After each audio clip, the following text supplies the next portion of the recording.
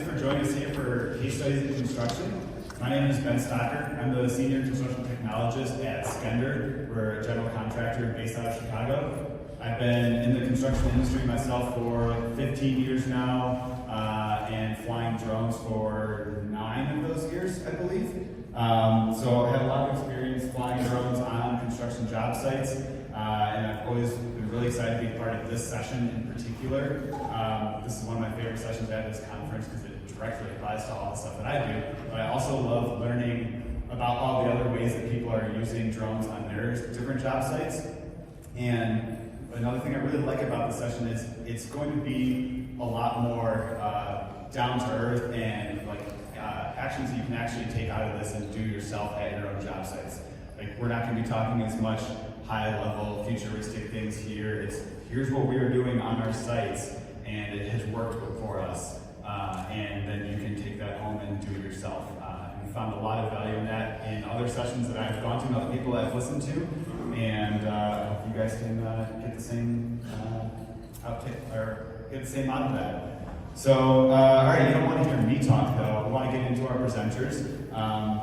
We have 3 presenters today. I know there says 4 on the program. One of them is sick, so he was not able to join last minute. But to start, we're going to start with Keaton Denzer with Bechtel.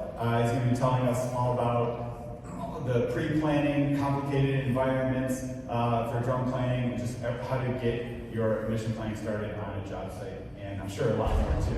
But yeah, without further ado, Keaton.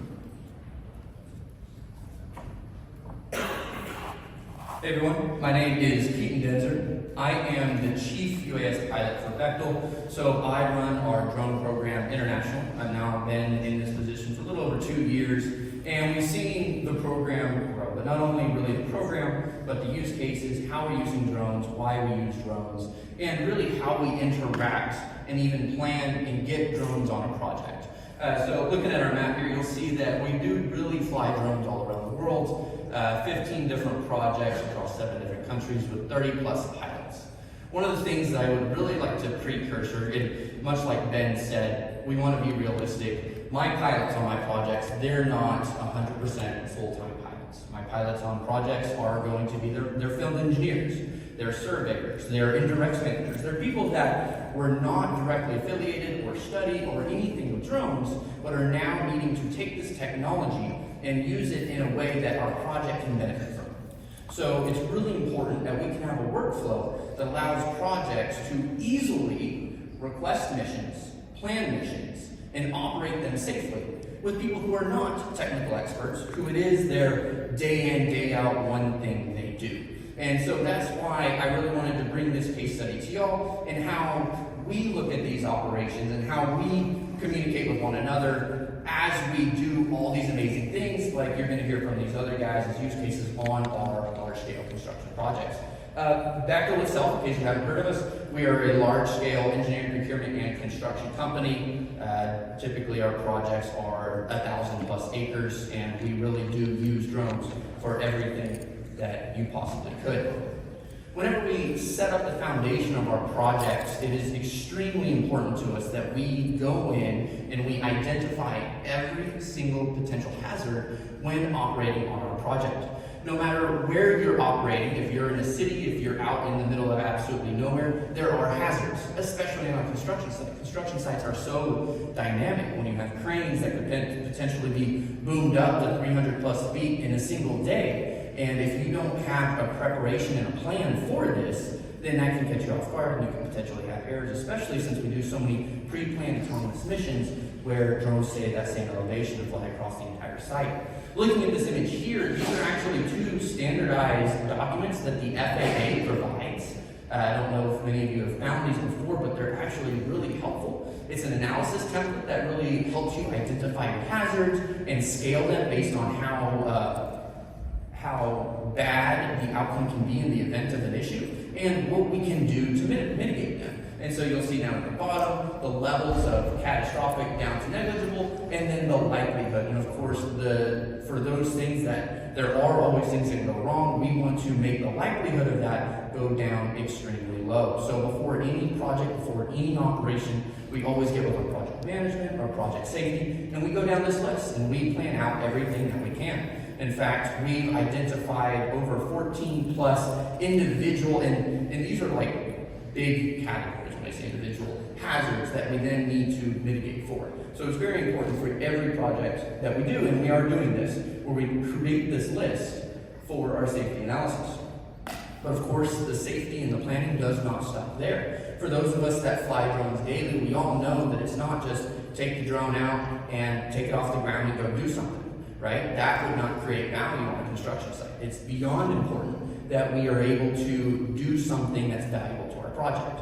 First step, that means everybody on site needs to be able to request the operation. What's very special with value in drones is that we can take the data from them and make it accessible to everyone on our project. You'll hear later about some of the different softwares that can be used to do this. And it's so important that not only people have access to the data, but they have access to request the specific data they need. So having a standardized operation that everybody has the ability to send a request to the drone or the drone group that can then go in and fly that mission. So once the request is made, whether that's inspections, whether that's photogrammetry or LiDAR or thermal or anything that you might need, you need then a standardized pre-flight plan.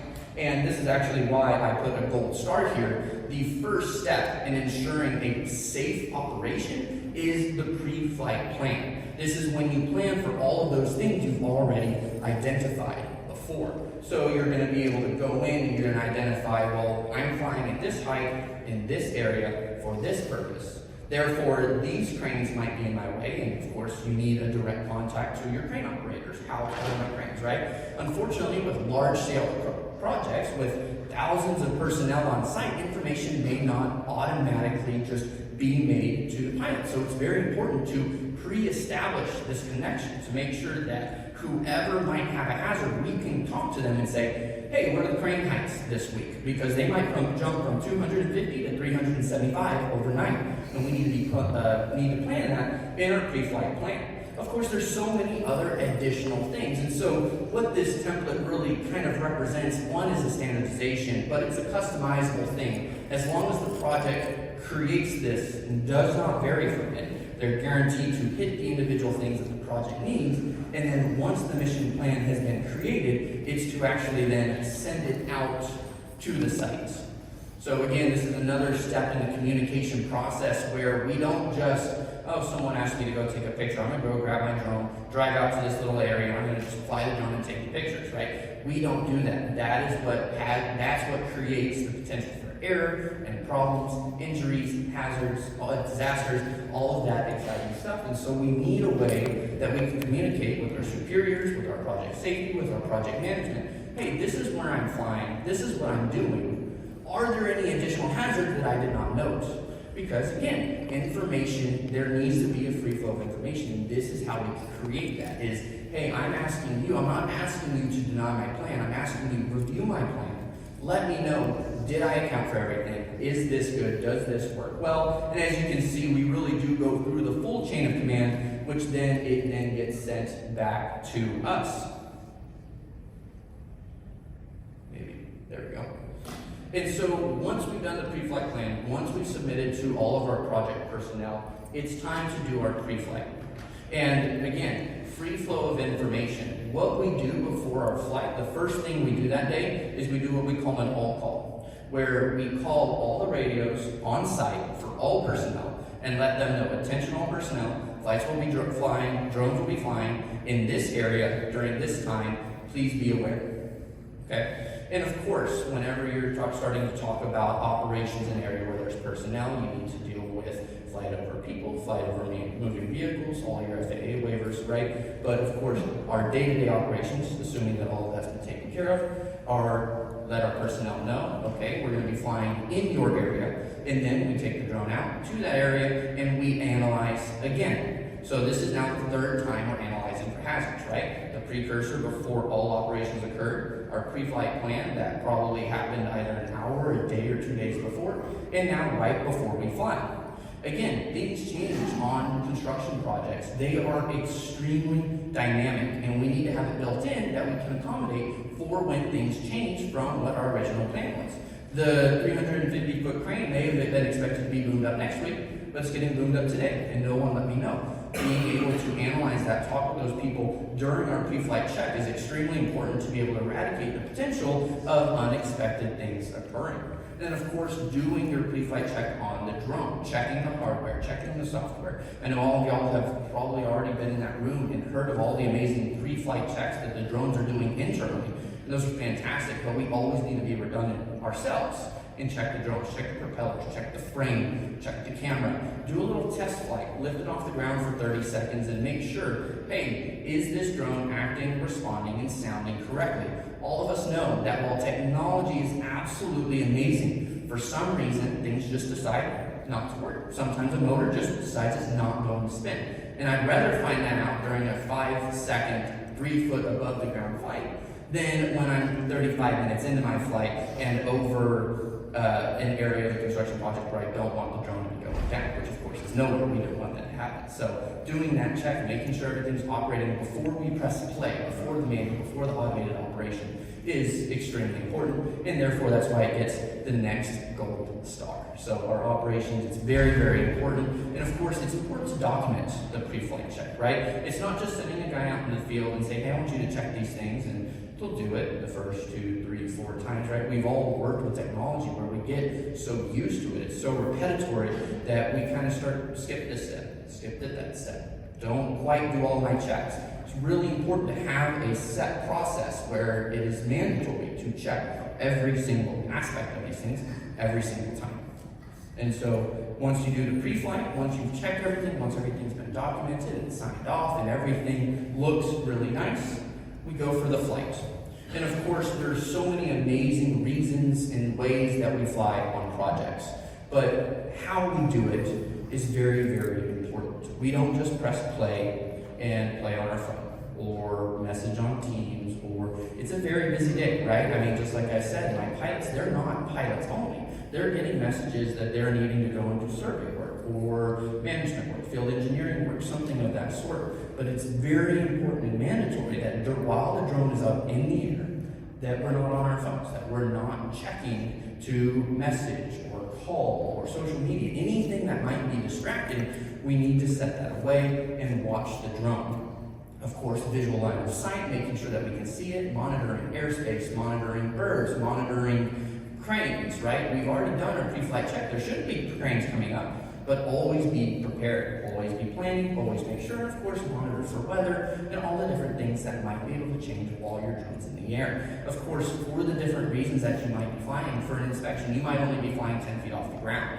So the way you act and the way you analyze while you're flying that type of flight is going to be very different from something when you're doing large-scale mapping, where you're going to be 397 feet off the ground. So it's very important that we monitor at all times. And then the post-flight. Once the drone's landed, we always need to make sure document, document, document. And what I mean by that is there might have been something weird that might have occurred. Maybe the drone didn't return up to home right away. Maybe the drone made a funny sound halfway through the mission. And it's really important that we note and document when these things occur, because it might be a random event, but it might also be a pattern.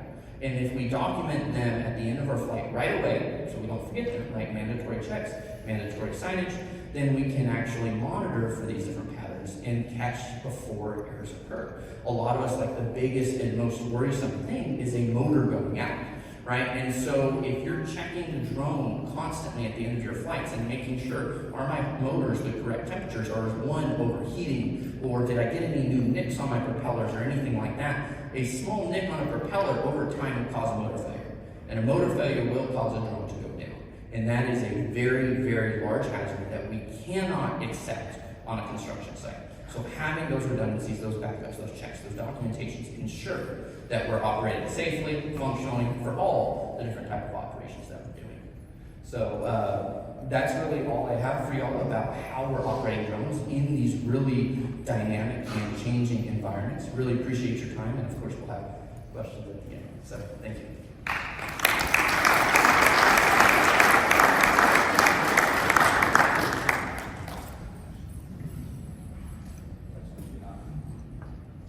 So I forgot to say for the layout of this, I like to, after each presentation, do like 1 or 2 questions while the content is really fresh in everyone's mind, and then we can do a bigger Q&A session at the end. Does anyone have any particular questions? Yeah, all right, we already got one. I have a question. Since you guys have a lot of areas to cover, have you ever had to do a search and recovery for a lost bird? Fortunately, no, we have not had to do a search and recovery because of, so we essentially make a mandatory, not only just line of sight, but essentially we force our pilots to be within a certain diameter of the project and have to know emergency landing zones. So even in the event of an emergency, such as like a motor failure, most drones like the DJIs, they have what are called 3-motor emergency landings that actually allow you to control the drone left or right. So it's part of their pre-flight plan to have predetermined safe landing zones in the event that that occurs. All right, thank So, you. yeah, definitely, thank you. Any other immediate questions before larger Q&A at the end? No?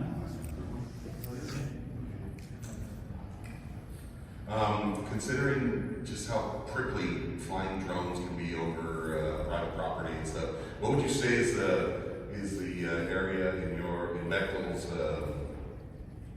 area of operations internationally that is the stickiest place to fly legally? Our most recent venture and addition is actually flying over in Saudi Arabia. We're a large part of like the line and stuff like that. So politically, it is a very difficult place to be able to fly drones. And so a lot of that stems from having connections to the government where you are not only just sending for your license, but you're communicating with them. And it's not only, and this is worldwide, what we've recognized is that it's not about the project reaching out, and even here with the FAA, it's not about the individual project reaching out. It's about the entire program, whether that's corporate or something, saying that these are our processes that we're doing, this is how we're following, this is how we're going to follow your legalities, and writing it out in that fashion and ensuring you have the correct government approvals and stuff like that. And for other countries where, like in South America, where the aviation is more run governmental-wise, where we might not actually be allowed to fly our drones, we'll then contract with an approved contractor and just again ensuring that they have that government approval. Because you're hitting very important questions, which is we don't just go out and fly the drone, right? It's so important governmental-wise, political-wise, that we have those approvals before we do it. Awesome, thank you. Definitely. Yeah, what stuck with me most from that presentation is definitely talking about the dynamic environments that we're working in, especially the specific example you gave of like the tower crane moving. I've had that myself happen all the time where you show up to a job site and they said it was going to be the next week that you're bumping up, and then you show up there and like, I'm pretty sure that looks higher than the last time I flew here. So yeah, it's very important. Especially if you're planning with the radius and stuff, you expect it to be in one direction, so you need to plan for the full circle. That's what it might be. So Yeah, exactly. All right, cool. Well, thanks a lot, Pete. Great presentation. All right, which mic do I use now? All right, so up next we have Paul Shepard with Plateau Excavations. We're going to be talking more about excavation work and site work and measuring cut fill volumes and all that kind of stuff. So, all right, I'll let you all in. Hello, everyone. My name is Paul Shepard. I'm on Plateau Excavation. I've been there for almost 5 years now. And I just want to go over real briefly how we've introduced UAVs and drones into our workflow to help us on our day-to-day operations. So a little bit, what I want to touch on is a little bit of our history, looking at where our program is, where it started, where it's at today, how we've evolved a little bit, and then finally go over some real-world examples of how we use drone data really in ways that we didn't even envision back then when we started. So don't worry about going over this whole slide. The main thing I want to point out here is the highlighted line where we installed our first GPS equipment on a D6 dozer way back in 2003. So that just shows that the Plateau has been accepting the technology for quite a while, and really that made my job easy when they brought me on board because they were looking to do the same thing with drone technology as well.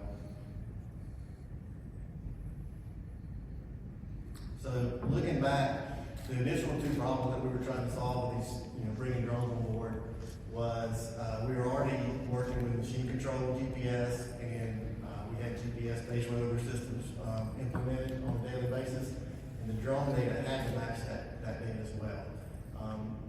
Plateau, there were certain guys there that were trying to already get the drone program up and going, but we're struggling with this component of it, not matching the survey data that we're already using. And then the second thing is, a lot of our sites, we're building large warehouse type buildings where we're allowed to set the building pad elevation to whatever elevation we think it needs to be set at in order to make the site balance. And so before the drone came on board, we might only have one, maybe two topos, ground run topos before that pad turnover date. And with the drone coming online, we might have 6 to 7, 8. It just depends on how big the project is. We've got a lot more confidence in setting that building pad elevation now. So if we look back at our initial rollout on the hardware and software, this is what we went with. The Phantom 4 RTK, arrow points, and processing through propeller on the photogrammetry side. Based on the number of sites we have, we might have anywhere from 30 to 40 sites active at any given time across the southeast. And we felt like at the time that it was an excellent combination of giving us accurate data and still letting us be productive in the field based on all the systems that were out there back then. And a lot of this recommendation came from my personal experience when I was at SciTech South for about 3 years, where I was supporting and training on the machine control equipment, the base rotor setup, and UAVs as well. So when I started with Plateau, it kind of was a natural progression for me just to carry that equipment right over into Plateau's world, and it's worked out great so far.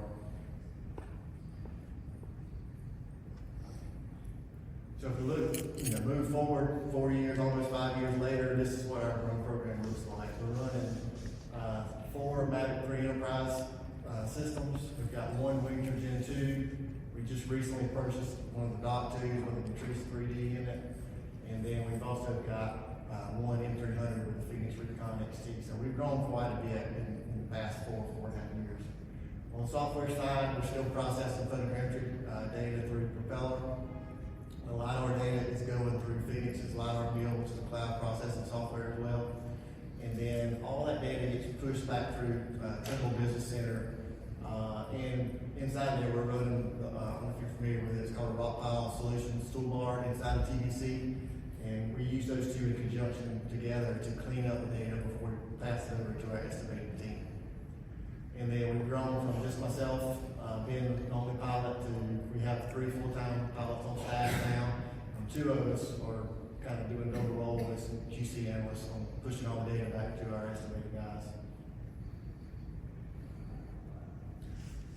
As far as ground control goes, we're still sticking with the arrow points from Propeller on all the photogrammetry flights. On the LiDAR side, we typically use the square ones up at the top right for all of our flights. We've recently purchased some of these hexagon-shaped targets with a little reflective disc on them, and still trying those out. I'm not completely sold on them yet, but I do like the way they show up in the scans, but I've seen a little bit of issues with some of the 0.5 data on those. We've tried incorporating the arrow points into the LiDAR data by placing them up under those square targets so they can record the GPS position, but it's still a little bit, we got more to work on that side of things. So right now we're just using the fabric targets and shooting those points in with the GPS rover. So everybody's talking, everybody wants construction progress photos, and those are great, don't get me wrong, but to us, it's so much more than just a pretty picture. This is a 12-month snapshot of our propeller usage. So I don't know how good you can read it in the back, but I'll go across the numbers over on the right. We've uploaded data to 29 sites in the past 12 months. We've got a little over 100 users using the platform. We've uploaded and processed 642 surveys through their system in the last year. And then those 100 users have made roughly 1,800 measurements inside the platform. I think the biggest, most staggering number up here to me is they're hosting almost over 47 terabytes of our data on that platform. So, I mean, that is massive.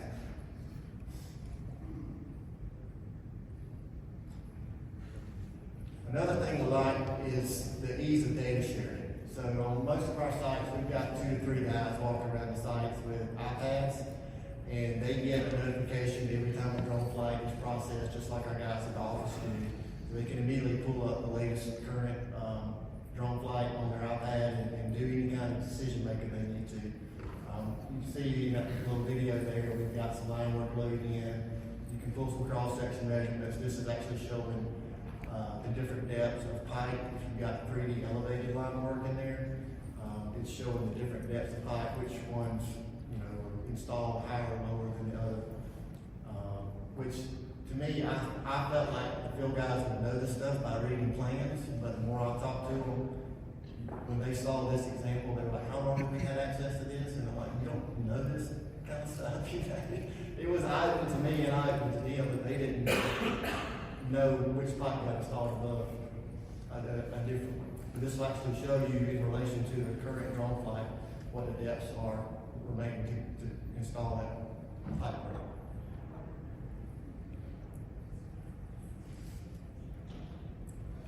So if I look into the data process a little bit, I've touched on this a little bit so far. The photogrammetry, like I said earlier, is still going through Propeller. Everybody gets, all the users get an email when the site has been processed, so they can go in immediately and start making measurements inside of the platform, doing reporting either to anybody internally or out of the company if they need to. And then if we're going to use that data set for site mounts, and like I said, we'll kick out a point cloud and the ortho to bring in TBC to clean up before we pass it on to our estimating team. And pretty similar on the LiDAR side. The main difference is that we're really only flying our LiDAR drone for the first flight when there's still vegetation on the site. And we're really looking for major bust on that flight between our flight data and the engineer's original ground topo. If we see anything, we can push back to the engineers and say, hey, we see a problem, we haven't moved any dirt, it's kind of on you guys to fix it and move forward. Whereas if we go out there and start moving dirt and then figure out the problem, it's on us to figure out and pay for the fix.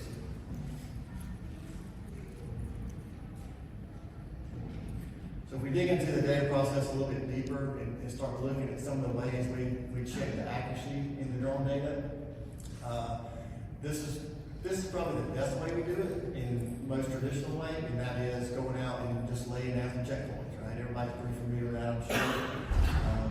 The only thing we do a little bit different is on sites that we do this, we sit on that checkpoint data until the data comes back from Propeller. We don't give them access to it, so we want it to be an independent check. We don't want it to influence their processing whatsoever. So once we get the data back from Propeller, we'll bring everything back into Business Center and start manipulating it there and run our own reports. So what I did in this example was I brought in the point cloud, and the picture at the top left is showing the raw ground classification from that point cloud. So it turned out being about 42 million points, and I ran a surface on that, which created a little over 4 million triangles, and resulted in a DWG file of a little over 300 megs. So pretty massive numbers, right? And we don't use those. I just did this for an example. And if you look at that table, I know it's probably hard to see. That's running a points to surface report in Business Center. And I didn't run an average on those. I would probably guess it would be 700 or 800 across those 10 points. The worst one is a little over 1,500 out, I think. And then I kept going. So I took that raw ground layer and went through and removed all of the equipment, all the machines, any pipe laying on the ground, anything that wasn't dirt, and then ran it through that rock pile toolbar that I mentioned earlier, which, based on some settings you have set in there, it will decimate the point cloud and only hold the points you need to maintain the shape of the surface, right? So it knocked the point count down to just under 204,000 points, and the triangle count to just over 410,000. And the file size went down to about 34 meg.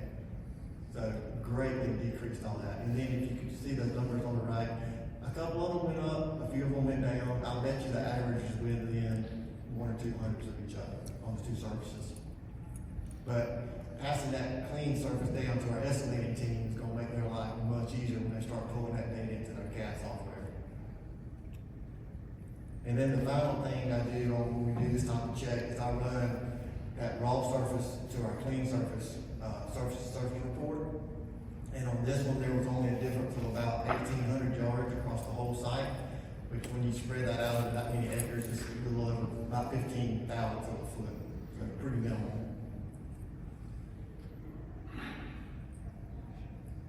So if we keep on going down the accuracy road here, this is a way that we check on sites when we're not doing the typical checkpoints out there. So what I did here was just pull the cross-section measurement down one of the paved roads that's joining our site. And what you're looking at in the video is that cross-section measurement across the last 7 flights. So if you look at the variance between the low and the highs, it's probably averaging 17 to 1800s between all those. So if you take the middle, split it, we're still plus or minus well within that 1/10 of a foot that we're looking for. And then sometimes you don't have a hard surface like that to run that kind of check on. So what do you do in those scenarios? So typically, depending on how long the project lasts, you're gonna have some areas where you kind of finish or you don't touch for a while. So we'll go in and drop points in areas like that. So this is, we dropped a point in the substation area once it got rocked. And you can see over those last 7 or 8 flights, the variance again was well under 1/10 of a foot. So that's what we're looking for, is consistency across these different data sets.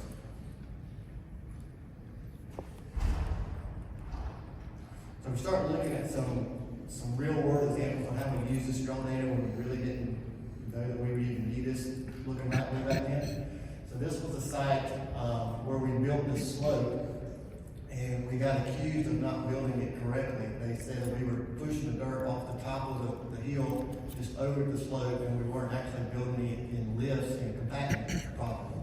So we pulled a cross-section measurement, and you can easily see that it was built in lifts over time, and how much, based on the flight date, how large were the lifts.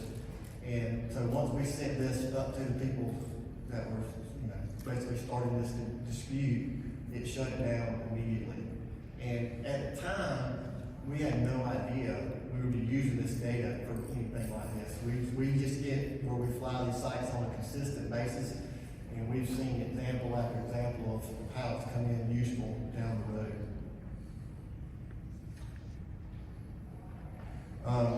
This one's a little bit of an atypical type scenario. So what you're looking at here is a flight we did along a creek. So our job site is going to be just to the south of this lake. We wanted to capture this before we ever moved any equipment onto our job site. There's actually a separate construction site to the north, which is what that top right thumbnail is showing, that a different company was working on. And that's upstream from that lake. So we wanted to capture the stream, the lake, all that before we moved any equipment on the job site. And then that kind of gave us some historical evidence to show, hey, this lake was already getting some sedimentation in it before we ever touched our site. Because as you'll see in a second, our site was right up against that lake, but we're on the downstream side of the lake. So it allowed us to monitor the condition of the lake across the life of the project. Now, luckily, nobody raised any kind of problem with it. This type of stuff is what we try to look for on the front end of the project. We've done some other things where we flew a road in case, so we could show the road condition throughout the life of the project. We would tear the road up, we would not tear the road up, that kind of stuff.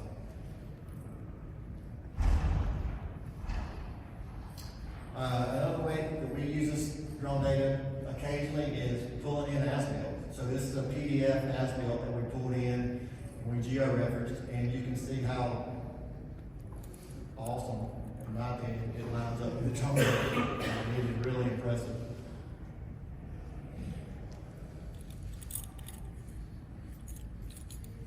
And then the last example, this was pretty recent. This was a site about 30 minutes northeast of Atlanta where we went in and mass graded the site and moved off completely. While we were there, we installed a water line, and the water line is these white lines. So you'll see it. It's this white line right here. going out toward the road. And we didn't tie into the existing water line out at the highway because that road had to be widened where all those trees are. So we did our part, we moved off, and then several months later, they widened the road, and we called back out there to tie into the county's water line. And we did, we ended up, there was a water leak on the job right around here. And what you'll notice is, over time, we go back down this timeline slider at the bottom, we saw this trailer get moved in. It's got yellow gas line pipe on it. So we're like, all right, what's going on here? So as we start moving that slider back and forth, you'll see, I think it's on the July flight, let it come back up. You'll see some tracks in this area right here. And what it is, that's the boring machine. They set that boring machine up to run that gas line this way across the road, and they struck our water line. So we were able to prove, just with pictures, that hey, we didn't do that, and we weren't responsible for it. So, I mean, it just, emphasizes the value of this data. Sometimes you feel like you're out there wasting your time. Like we haven't been out here in 3 weeks, we haven't done any dirt mama here. But when you see this kind of stuff, it all comes full circle. So that's all I got for now. If you want my contact info, just grab that QR code and we'll get any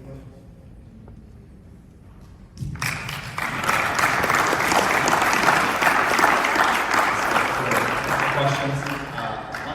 I really enjoyed, I guess I can stand up here so you guys see me. Really enjoyed all that, especially all the specific use cases at the very end. A lot of that, wish the platform I used could do some of those things that I saw in there. Ed is still up here. No, that was really cool. I also loved hearing you, closer in the beginning, you're talking about the ground control points and you're saying how, oh, this one works well, this one we're trying it, but it doesn't really work well. It's another thing I like about these case study presentations is like not only seeing what works well, but also is we've tried this and it doesn't work well for us. Like, why not? So it's really great to learn about that kind of stuff. I guess I could start with one question I have myself. With a lot of the analysis that you guys do this afterwards, do you guys do it all yourself, or do you ever rely on your client to do any of the analysis as well? Well, we are flying, right? So we're flying for internal use. So I kind of take it personally. Like the drone stuff, my baby, right? So I want to make sure it's as accurate as it can be before I hand it to my estimating team. Because I like to think those guys are scrutinized, but they're so busy they're not. Like they're taking what I give them and they're taking it for the gospel. So to me, it's my responsibility to make it as good as it can be before they ever touch it. Makes sense. Does anyone else have one or two questions before we move on to the last one? Yeah. Are you flying your projects on a kind of set basis? Go out every 3 weeks, Yeah, good question. So, every month, or like I said, on most of our jobs where it's a building pad type job, up until that building pad turnover date, we're flying. It depends on what crew we got on. We've got some crews that we work Yeah. And those guys, if it's a smaller job, we might hit that one every week as often as if we can with the weather. And then on a typical job, I'll say every 2 weeks until that building pad turnover date. And in the past, it's been once that building pad turnover date comes, we would slow down maybe once a month. But it seems here, more times than not, the data is just too valuable, right? So we were talking before we started, and I told our president, there's going to come a day where we're going to want every job site flown every week, just for photo evidence, right? And we're quickly closing in on that. So I try to come up with a schedule, but don't just go out and do that. I mean, it's we never slow down. It's more frequent than them. Same thing. We always speed them up. We don't slow them down. It seems like. So I have one more too, maybe. Does the client that's hiring you to do the projects, the factory or the warehouse, are they getting the data for anything, or is it just all internal? It depends on who it is. So we're normally a subcontractor on these jobs for the GC. Okay. And we share data with those guys, and we'll share it with whoever, but it's kind of funny. initially I was like, yeah, we can share it with whoever, but you need to be careful, because we can prove it, that we can use the data to prove we did something, they can prove we didn't, right? So we took a step back and like, do we really want to share this data? You know? Yeah. But there is a lot of data sharing that still goes on. Thank you. Yep. All right, we'll sit. If it's all right, can we save the other questions till the end? Yeah, so I got them right in the shutdown.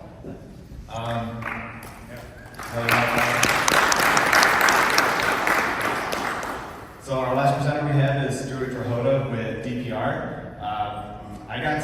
I've already seen a preview or seen his presentation before. Stuart and I are on a peer group together, so I'm excited for you guys to see this as well. He's going to be talking about his digital dig board that he created for his company for tracking underground utility installs. So yeah, enjoy this one, guys.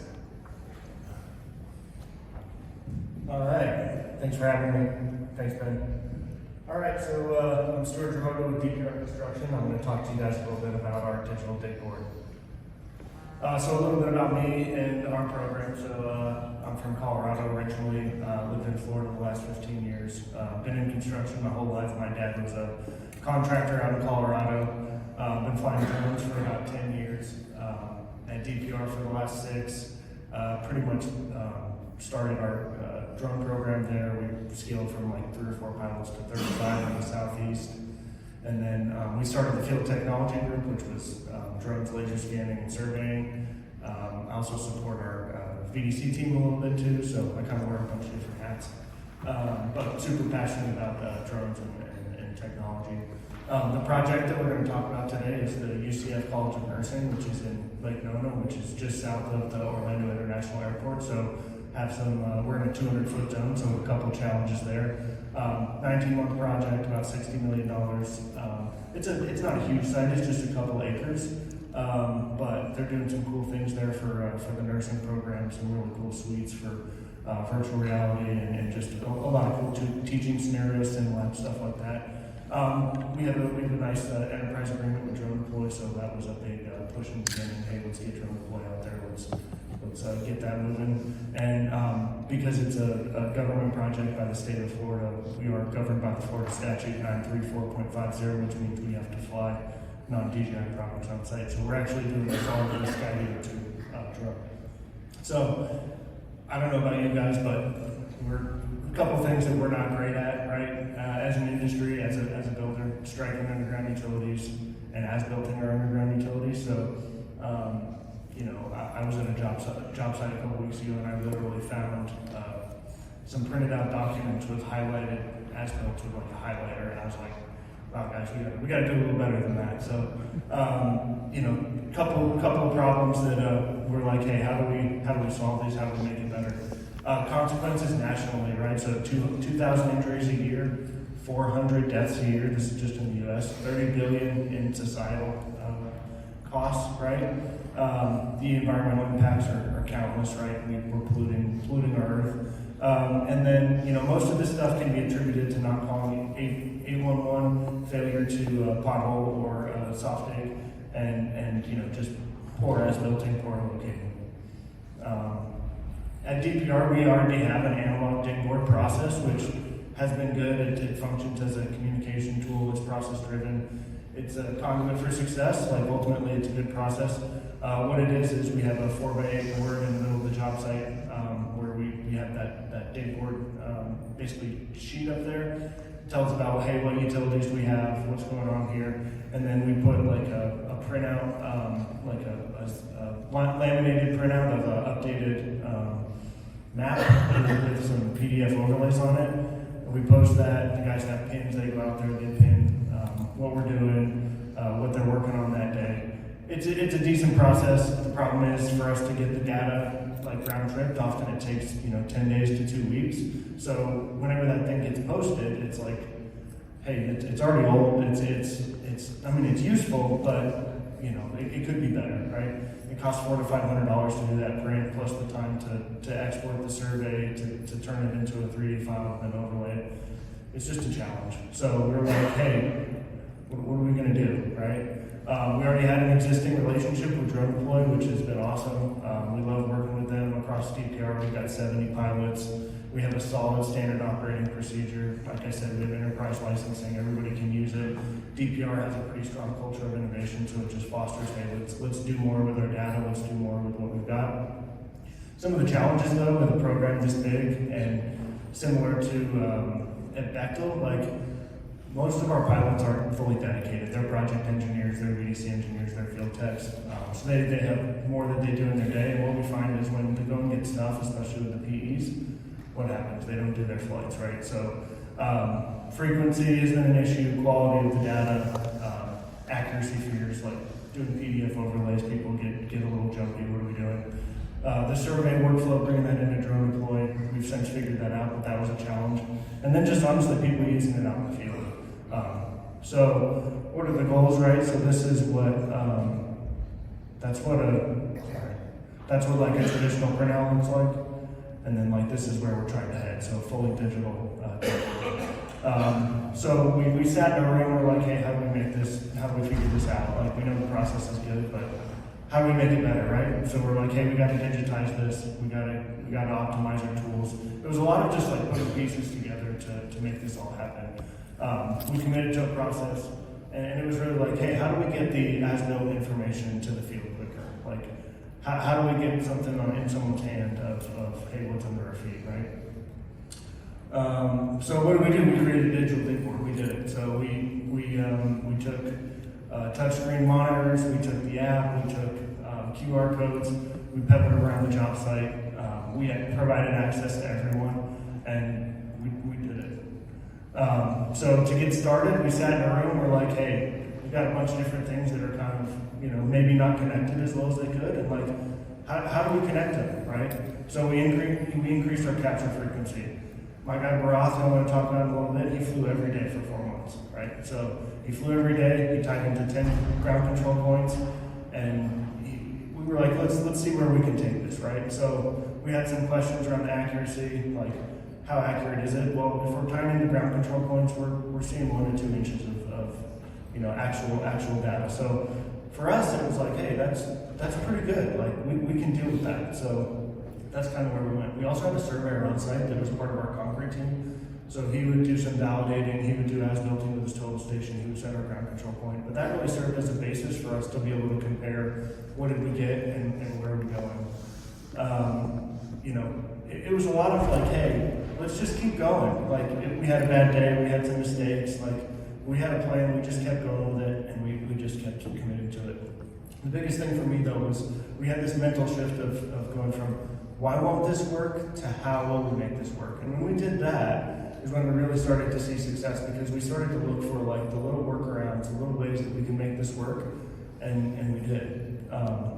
And ultimately, like we provided our team members, craft guys, trade partners, with a tool in their hands that they can literally walk around the job site and understand what's under their feet. So these are my 2 guys. These are the guys that made it happen on site. So we got Barath, who's the champion, and Nick, who's the enforcer. So Barath's a VDC engineer. We trained him up just for this job to fly drones. He picked it up pretty quickly. He flew every day. He killed it. And then he managed the platform. So he's making sure that we're getting the annotations. So how we did the as-builting, we literally take the annotation tool and drone deploy, and we draw over the utility. It's very simple. It's not perfect, but for us, you draw that over, you can copy it over the next day, and it shows up on the phone immediately. So that was our process for doing the as-built. Then we had the enforcer Nick, so he's the superintendent. He's making sure that everybody's using the platform, that the trade partners are getting in there and using it. He's going over it in orientation. He's providing access to it. He's putting the QR codes up everywhere and just making sure that everybody's doing what they needed to do.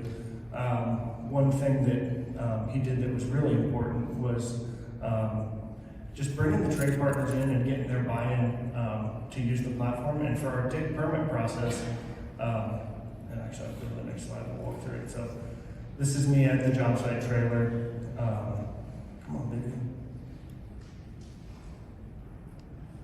It's gonna work.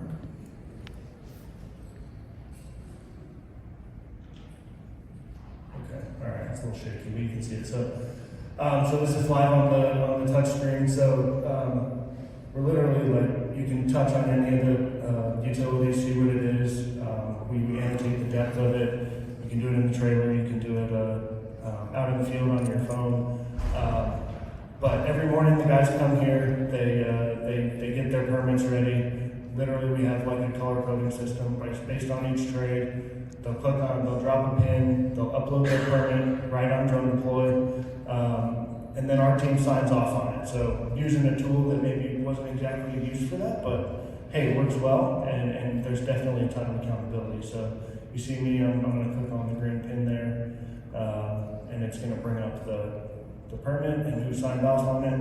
And so this is actually accessible, everywhere, out of the site, on the app, like wherever. But just really did good to hold everyone accountable. And we, not to lie, we had some mistakes, right? And when we go back to looking at like what happened, it was people didn't follow process, and we have that documented in Drone Deploy. So, good with the bad. So we put up these QR codes around the job site. And this has been pretty cool. So just we've got them on signs everywhere inside the building. People can go and scan it, and you don't even have to be a Drone Deploy user. You can like sign in right on the web app, and you can just access the data. So this is me walking around the site with the app. You can see the blue dot on the screen when it switches back. But yeah, so I'm in the middle of it right here. I'm going to turn off the overlay. I'm going to drop a pin because I'm going to do a take here. So just democratizing the data for our teams. It's just been super powerful. So what did we get out of this? We actually got this robust as-built platform. It's alive. It's living. We've done over 100 maps since we got started. Probably over 110 this week. We've got over 400 annotations, almost 50 dig permits. Everybody's using it. We're continually validating design.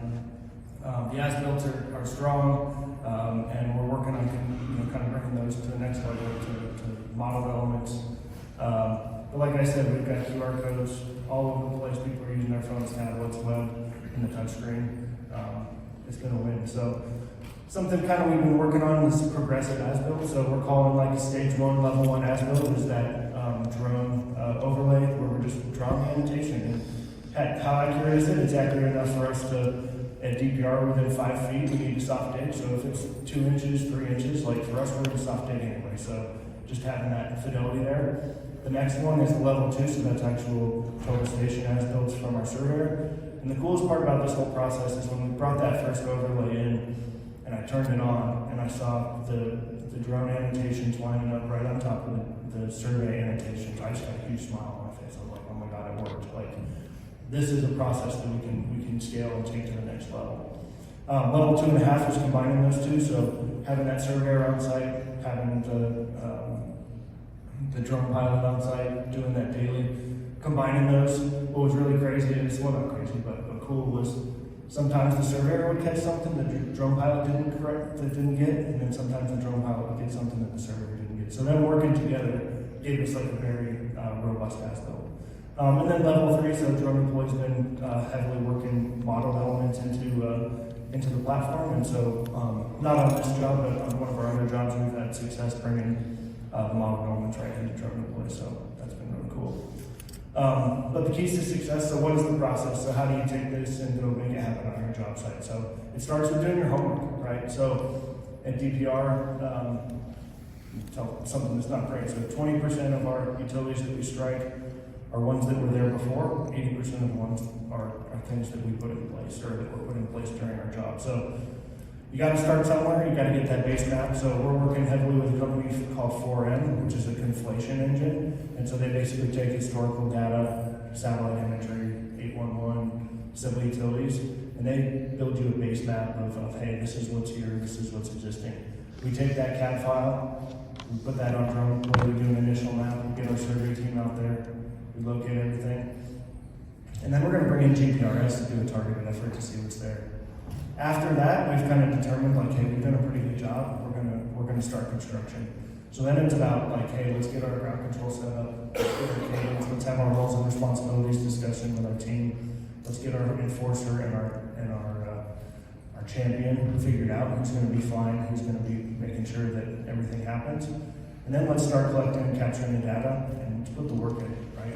It's a lot of work. Doing 100 maps is. Yeah, it's a small site, but it's a lot of time to do that. So realize that you got to put the work in to get the work out. Commit to the process, be persistent, keep improving, keep trying things. If you have a failure, keep going. Like, that's when we doubled down. We had 2 times when, you know, the superintendent called me and he's like, man, we screwed up today. We didn't do it. And I'm like, okay, who cares? Do it tomorrow. Do it better tomorrow. So, and then getting the data to the masses. That's the biggest thing that I can say is like, we've got craft guys out there with their phone that they're like making comments of like, oh, you know, they feel safer. Like, they feel like they're being taken care of. And so get it out to the people, do the best you can. So what does it all mean? Like, is it worth it, right? We've created a safer work environment. We're creating and consuming actual asphalts like in a 24-hour time period. We've increased the visibility of what's happening on our project sites. Internally and externally, the client is super excited about what we're doing. You know, they can monitor the job site remotely and not have to come do as many checks. We fostered communication. My big thing is like, I look at myself as a field to office translator, office to field translator, digital to real world, and we're doing it. Like we're kind of bringing all that stuff together. And you know, for the superintendent, it's just allowed him to have a lot more insight into what's going on in the project. He doesn't necessarily have to go out and do as many walks and look at what's going on. He can just pop in a drone deploy, check out what's going on, what was the flight yesterday, what are the 360 walks doing. But we've done all this with a team of 2 on site. I guess you could say we've had the surveyor out there too, so maybe it's 3. But we simplified the process, we've created digestible information, and we've really fostered better decision making. So that's what I got. We actually just released a video with Drone Deploy this morning.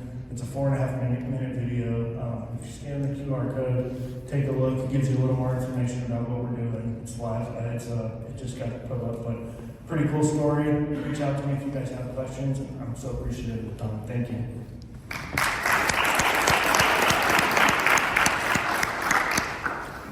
Awesome, thanks, Stuart. Yeah, that's the whole process is just really cool. Like we at Skender, we've done something similar, but you guys just took it to a whole other level. And like I've already shared what I learned from that with our teams. To be like, hey guys, let's try to emulate this a little bit because it's really impressive the level of just collaboration and communication you get out of that, and have a safer job site because of it. Really cool. Does anyone have any specific questions for Stuart before we go into like general Q&A? No? No takers right now? Okay, cool. We'll go into like a general Q&A. Let's bring everyone back up.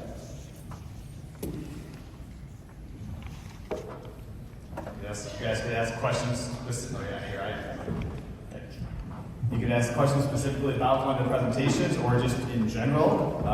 These are all really knowledgeable guys here who can answer pretty much anything. So yeah, you could come up to the mic in the middle here if you have a question.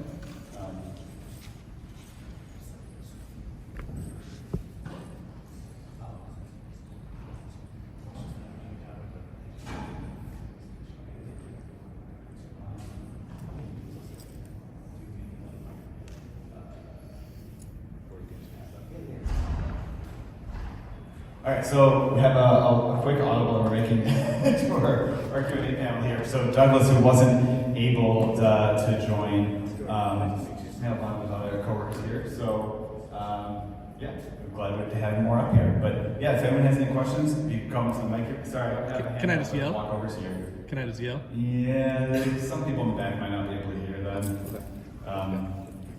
Maybe. Do you guys have another handheld in the back? I can walk around with them. Yeah, all right. The people that are controlling the money, what kind of what kind of pushback have you got to deploy everything and use it? And how do you overcome it? As far as like the bosses saying, we don't want to spend the money on the drone, we don't want to spend the money on the training or the software. Well, I'll say on my side, my biggest 2 proponents have been the top 2 guys in the company. So I've been very fortunate that I don't have to deal with any pushback on that kind of stuff. So yeah, I can't speak for these other guys, but I know that's a hurdle.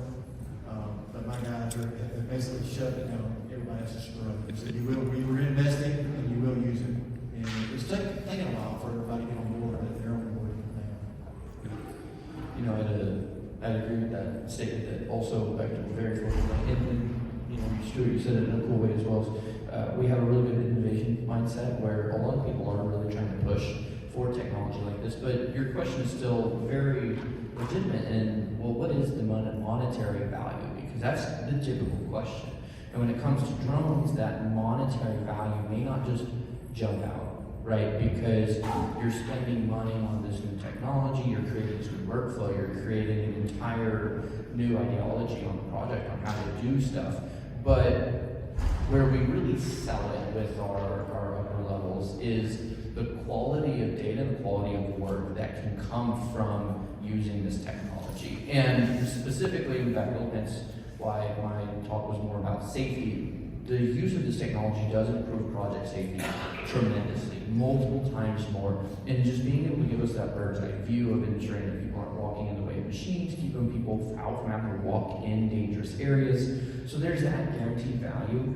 And then the way I always say it is the true guaranteed value, what you're really getting your money back for is the photogrammetry base maps. Because the value in every single person on site being able to have access to that information. Again, construction sites aren't very good at getting information from one person to the next. And so it's the quality of communication and the quality of work that comes from that because of the access to the data that drones are providing. I'll just give my perspective. So at DPR, we have drone deploy enterprise agreement, so that kind of takes care of that first hurdle. We encourage the projects to purchase drones. So it's purchased on the job. We train a pilot there. It can be a PD or a field engineer or whatever. We find that that's like, if we're kind of covering the cost with a position that's already covered, it makes things a little easier. If we have specific jobs that, hey, the specs call for this drones like that, we may be able to like even have that as a line item in the budget. But we go through a pretty extensive we call it virtual building, so it's VDC and field technology in the beginning of our jobs, and it's like, hey, what are we going to do? What's going to provide the most value, and then what's it going to cost? We actually have a separate group. We track it as a self-performing part of our business, and so it's complicated, but I guess kind of what Bechtel's saying is like people know the value, and it's like about getting your foot in the door and like kind of just getting that repetition, and then all of a sudden a PE or a superintendent's like, oh my God, I figured something out from 3 months ago that saved us $10,000. And it's like, there you go, let's tell that story. So. Thank you. I guess we'll do a quick intro. I'm Brady Rice here for Douglas. He's just not able to make it today. But to answer your question as well for Sundance Media Group, the way that we try to sell up the chain, right, to other people who are making, who have access to the wallet, I guess, so to say, is to put it into perspective about nowadays it's getting harder and harder to find people for all these positions, whether it's construction, whether it's survey, whether it's any of these things. The mean average, I'll put it in survey specifically, the mean age right now in survey is like 55 plus. You can't get anybody new in there, which means how do you get new fresh faces, the new generation to come in, and that's building in the technology in order to bring those people into those positions, because I don't want to be a surveyor. I do construction stuff, but I don't want to be on a construction site. I want to be playing with the technology. And so putting that forward, it really helps to understand, instead of using a 4-man operation for this specific thing, we can start to cut out some of the other people. And it's not taking one of those jobs, but it's fulfilling the need to complete the project at the end of the day.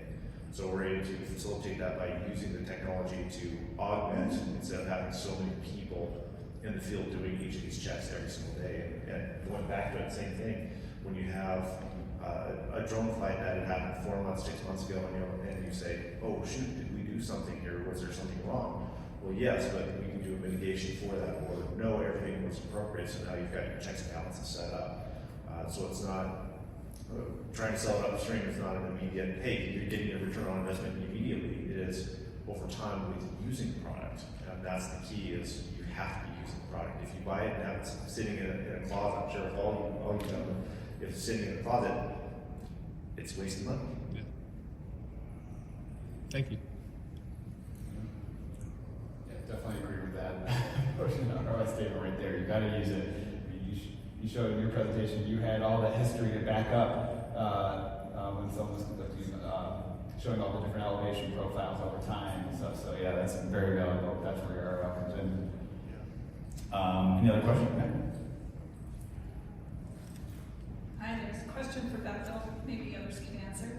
I'm curious about, because you're global, how you manage the logistics, the equipment, and moving all the equipment around and the time sensitivity, all of that for your projects. It's a really good question. It's really interesting, and it is dependent on which location globally as well.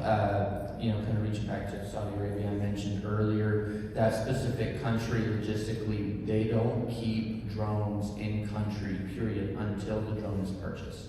So logistics for that particular one actually takes 3 to 5 weeks. And a lot of this is knowing the government regulation of the locale or the location. And so for that particular one, you have to find a enterprise distributor, which there's 2 for that specific country, and work with them, and they'll essentially contact your pilot who has government registration, who will then submit their information. They'll basically approve it, and then they'll import the drone and import it to that specific location for the project.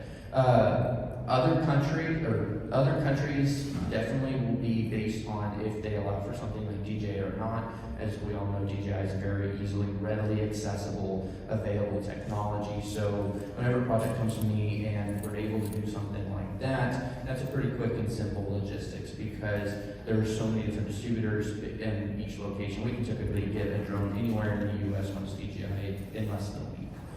Whereas something like a blue-listed drone, like the Skydios, the Whispers, the Altexes and stuff like that, that takes a little bit more time.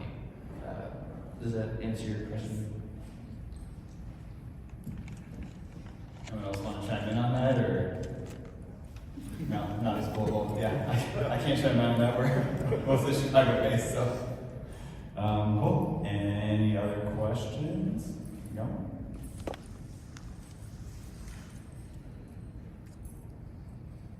Since Mr. Denzer went ahead and brought up things like the blue list, and it brings to mind for me anyway, the NDAA compliance and stuff like that. Or specifically, Mr. Shepard, you guys got a very, very big fleet that flies over and monitors things like gas lines, highways, electrical lines, utilities, things like that that can be claimed critical infrastructure. Do you foresee any kind of problem where one of these days all those words would be grounded based solely on the country manufacturer? Yeah, that's definitely something that I'm worried about and concerned about. What's your plan? Well, I don't have a great one, to be honest with you. It's a common response. Yeah, and it's not that I haven't looked. It's just that, honestly, I don't want to pay 3 to 5 times more for what I'm considering 5 to 10 year old less technology. So I don't have a great answer for that. I've gone to our president. We've been purchased by a big conglomerate out of Texas. Sure. And I told him, I said, hey, I might need you to go up the chain and, pull in some big guns on this. I said, because I consider, I'm like, if that happens, I may look for something else to do. Drones aren't everything. I mean, I love them, don't get me wrong. But I know where we were 10 years ago, and I know where I'm at today, and I don't want to go back. Sure. So unless somebody comes up with something that's comparable, I don't know what we're going to do, or what I'm going to do. I'm curious to hear what the other panel members might. What's that? I'm curious to hear what the other panel members might have. So we're talking, we have some Skydios. We're pretty happy with them. The price point's tough. The new Anzu Raptor, that's kind of the one that we're targeting if we're going to go for it. We're kind of waiting to see, to be honest. Like we're gonna ride this out a little bit, and hopefully they don't. If it's a ban, it's going to be progressive, right? So it'll be like, hey, you can use this, you just can't buy new ones. So I know a lot of people are stockpiling 9380s right now, and we probably should do that too. But I'm not sure what's going to happen. I don't think it's going to go through. But There's going to be a black market for M3s. Yeah. That all happens. Yeah. black market Facebook group, whatever that might end up being for everyone to sell your insurance. Well, I'll address this by saying that the industry is constantly evolving. We don't know exactly where it's going to be. The NDAA ban that was coming up got turned down. It's going to be rewritten to be pushed back up. So we're always floating right in limbo. And there's also different considerations to go by the NDAA and the blue list. Of course, to my knowledge, nobody here needs blue list unless you're specifically Department of Defense or the Department of Energy. But outside of that, NDAA is enough. There's enough pieces out there, new drones. Everyone's got the IF-800 these days out on the show floor, so you'll see 100 of those everywhere. The Wintra systems, there are other alternate systems that are coming to market here soon. It's just hard to go at the same rate that all the potential bans could hit, right, to make it timing as key. And just like I mentioned before, they're expensive. It's 2 to 3 times as expensive as the DJI counterparts. But in the next few months, who knows if you're going to find the Mavic 3 Enterprise unless you're on the black markets to find them, because there's no parts, no batteries, no anything. So stockpile and get them ready, and try to plan out moving forward. Specifically for Sundance Media Group, we've always focused on NDAA compliant solutions. So we have less of the DJI presence, but we still have DJI, we still have Autel, we still have all these other pieces. And it's a very hard question to specifically address because everybody's in limbo, including the government at this point. Thank you. Come to Canada. I guess my question is twofold. One is, I heard on a panel yesterday that they said don't show up to a construction site without PPE or otherwise. Don't, if you're a drone pilot, don't say, hey, would you like to see my portfolio? You know, don't do that. So some of you have a construction firm that is regional. Some of you have a construction firm that is broader, nationwide, global, whatnot.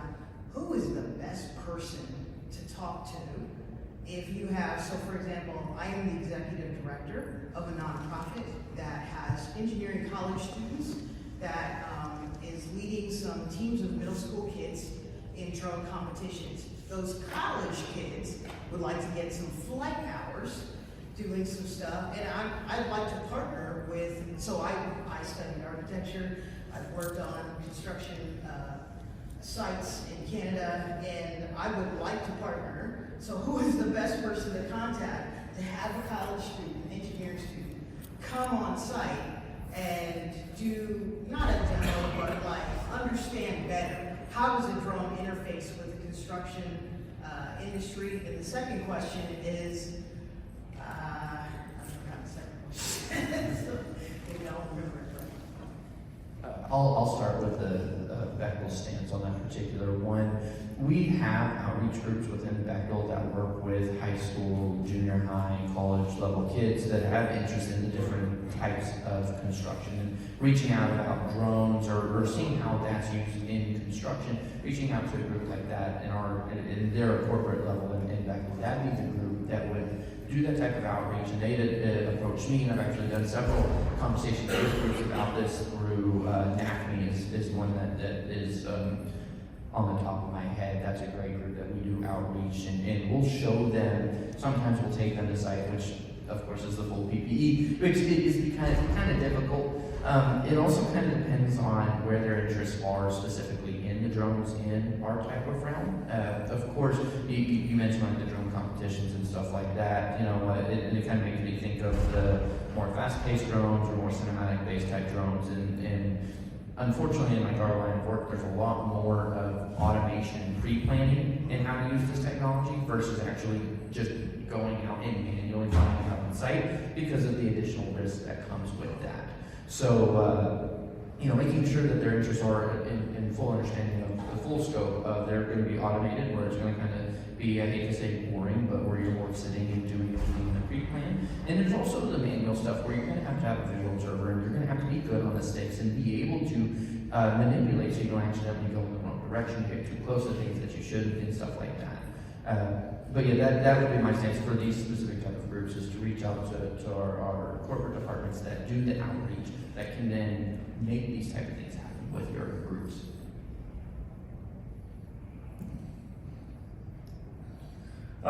Yeah, I mean, if there's some crossover in one of the cities that we have an office, if you get in touch with me, I can definitely put you in touch with somebody locally. And you know, I don't know if we'd be able to actually let them fly, but we could definitely get them on site and have them be a part of the operation and all that. So.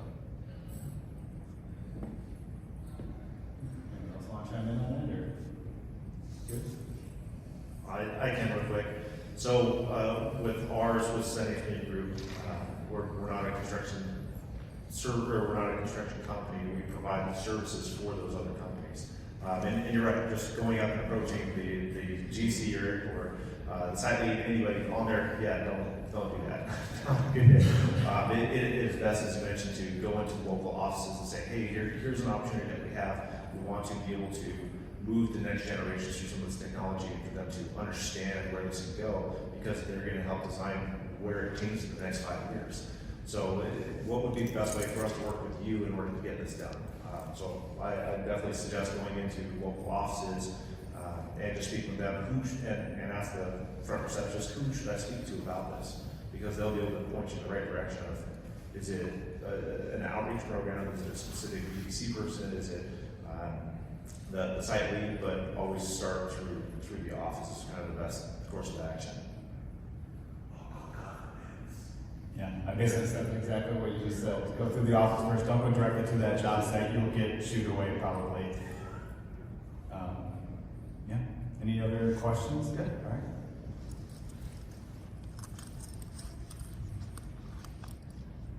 Okay, I'm a little short for this. So you had mentioned Saudi Arabia.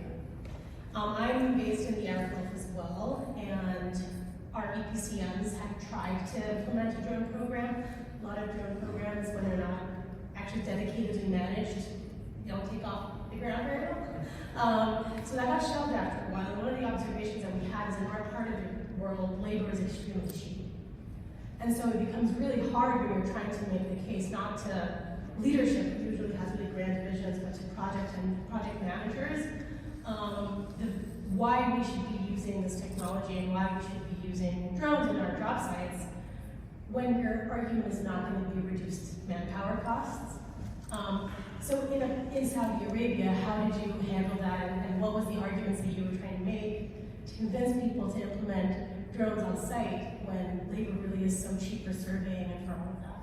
Yeah. No, I'll answer that in two parts, specifically about regionally cost of labor and stuff like that. One of the mentalities we had as well was hire the regional pilots, the companies nearby that can do it. And the thing was, when we would do that and we go to the site, we find them parked literally on the side of the road, flying the drone over there, not looking in the same direction. So step one was safety. You know, I hate to sound like a broken record, but that one word to me matters. So bringing it in-house allows you to control the safety and the operation of this technology. Because while it's amazing, the value is outstanding, if we don't recognize the potential hazard of having this large of technology on site, there's going to be a huge problem, and then it's going to get banned from all of us, right? And us as in construction, how we fly it. And so that was one. And then the second answer to that is the scale of our project there are so large that in the event of, let's say, excavation of some underground utility or something, let's say we had something go wrong, the individuals that would need to go out there would need to hop in a vehicle. They can't just walk out there. It's not a short drive. It's probably about a 30, 45-minute drive to that location, because job site speeds are anywhere from 10 to 15 miles per hour. Get to that, visually look at it. They don't exactly have something to judge based on what reality is. Maybe they make a decision, maybe they don't. Then they have to drive 30, 45 minutes back and then communicate with somebody else who may or may not have seen it yet to make a good decision. So drones out there was actually a very, proving that one point itself. In fact, we did a use case, a study on some excavation of some benches on the side of a mountain. We would have saved $50,000 in one day using drones. And that is just in simple time of management leaving their office to go out to look at the problem and come back, whereas a drone flight over that type of area would have been a 10-minute flight. Photogrammetry for 300 photos would have been a couple hours. So in the same day, they could have had a 3D model of it. They could have overlaid the design model and all in a group without leaving their office, without losing their train of thought, without changing from their whatever else they were doing. Get on a call, look at this, and very quickly and quantitatively say, do this and do that. And that's how we really proved reality capture with both drones and scanning everything in that region. Thank you. Definitely. Anything else? All right, I got another question. Is it something you think that one guy can do kind of in his spare time, as far as like, you know, if they contact the GC or whatever, doing that on their own in their spare time, as far as like photogrammetry and mapping, or is it more of like progression stuff, where you just and also are the photo like progression photos stuff is that even in high demand right now at all? Just for also clarifying, when you say someone doing it in their spare time, are you saying internally within the company or someone externally as a service Externally, provider? like I'm a service provider that I kind of do this as a side gig. Okay. And I just didn't know if that was even a market that people would take. Absolutely, it is a market. However, it depends on the size of the company that you're going to. A lot of companies are starting to integrate these drone teams internally, which means that they don't need to externally get any additional people unless they have these projects in those other remote areas where it would be far more cost-effective to hire a third party, right, to come in and sub, rather than ship somebody out with all the equipment and get all the pieces. So it is definitely possible. It's harder to do that, but it is definitely possible to go through that. So I would suggest to find construction, engineering, survey, even the small mom and pop shops. I used to work as a draftsman at an architecture firm. I can't read my own handwriting when I go out to the field. So then I was like, well, how can I digitize this? Well, throw drones into things. And just did that for my firm. And then we had a few other firms say, well, you've been getting some pretty good results and pretty consistent results throughout this. So let's now sub that out to other companies. So that's kind of how it started. So there's definitely a high demand. It just depends on the size of the company and if they have anything internally. I was just gonna say, based on, you know, a lot of the presentation that I showed, I've got a fairly extensive GPS background, probably almost 20 years worth. And, you know, it's kind of led me to this point where I kind of am fortunate that I'm not a surveyor at all, but I understand a lot of the practices in that side of it. And it's allowed me to kind of incorporate that into the drone side of things. I mean, taking the drone out and flying a mapping mission with it is pretty simple, right? But for us, making sure that data is tied into the systems we were already using was a key component.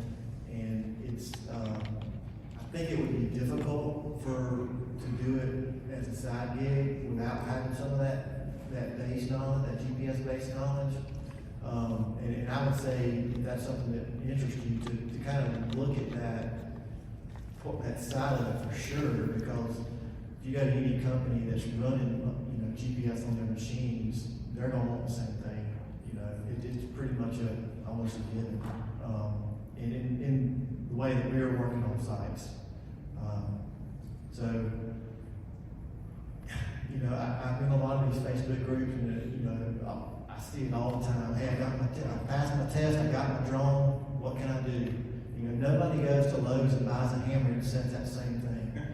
You know, so look at where you want to end up, and then start going down that path. Is my advice. And I'm just trying to be honest and all. I don't want to come across being mean at all, but that's the way I look at it. You know where you're trying to go, and don't just go get the tool you think that looks fun. You know, because I see a lot of times in those groups, and it's almost comical. You know, because you never see in any other industry where they go buy the coolest new thing and say, what can I do with it? You know, how can I make money? Where do I get customers?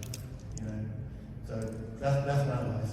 In your experience, is it, do people want like progression photos, or is it better to do a map? For us, we are moving so much dirt so fast. Our guys, number one need is the data, the 3D data. And then, as we've progressed and, Propeller has added functionality to their platform, now we can go up and take 360 panorama photos and pull that into the platform. They love that stuff. But you can't do anything quantitative from it. It's great to look at, and it saves those guys, some of our office personnel, trips to the field to see the same thing that they can see from that panorama photograph. But the long and short of it is that the numbers is where the power of that data is. Where you get the numbers from. It is funny. The panoramics really are loved. They're just one of the most viewed, so immersive and everything like that. The only comment I'd say is there are a couple of companies out there that look for people that are interested in doing this as a side thing, and they're basically like, people come to them and they find the guy who's in the region that will do whatever task it is that's being asked and send guidance out. And that's more than just in the construction. That could be for the photogrammetry, personal land and stuff like that, a couple acres of that. And that's where like having GPS and all this stuff like that comes in. But there's also just, hey, progress photos of my house or progress photos of this. There's definitely desire out there, but when talking like large scale construction, it's less likely just because it's more simple to have someone on site do it. But there are definitely companies and groups that are constantly looking for regional people that can just go out and do this one task every once in a while or one off, that type of thing. So, cool. Yeah, I just say get good at a couple things. Like some things that are hot right now are like the indoor tours with drones with the Avatas and Skydios. Like those video tours are really hot. And then just to echo on the mapping part, like that's where the real value is. So if you can spend some time understanding how to tie into control networks and how to make sure your data's good, you can do really well. And just to add on to that too, though, but also in conclusion, because we are actually out of time. But it's not just getting those photos, making the maps, models, or whatever. Like all these great things, you saw how much we do with that data afterwards. And sometimes, if you're going to a smaller company or something that doesn't have a drone program, they might not fully understand what to do with that data afterwards. So that would benefit you a lot to be able to guide them and help them. What type of analysis can you do with that data? Because they might be less experienced with it. Where at a medium, larger company, they're going to have people who know what to do with it, but they'll also probably just have their own in-house pilots, as they mentioned. So yeah, it'd be really helpful to know what to do with that data. All right, we're out of time though, and I'm holding you guys from lunch. So thanks everyone for coming. Hopefully you have some good takeaways from these case studies.